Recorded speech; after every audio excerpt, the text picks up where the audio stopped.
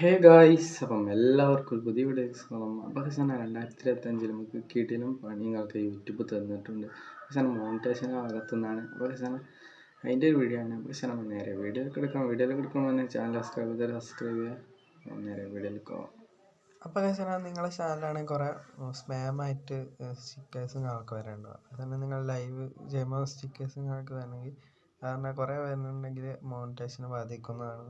പക്ഷേ എന്നാൽ നിങ്ങൾ ഡയറക്റ്റ് നിങ്ങളുടെ ചാനലിൽ വ്ളോഗോ അല്ലെങ്കിൽ ഗെയിമിങ്ങിൻ്റെ എന്തെങ്കിലും വീഡിയോ ഡയറക്റ്റ് നിങ്ങൾ ഷോർട്സ് അതിന് നമ്മൾ ഷോർട്സിൻ്റെ ഓപ്ഷൻ ഉണ്ടാവില്ല. ആ ഷോർട്സ് ഡയറക്റ്റ് വിട്ടാലും മോണിറ്റേഷനെ ബാധിക്കുന്നതാണ്.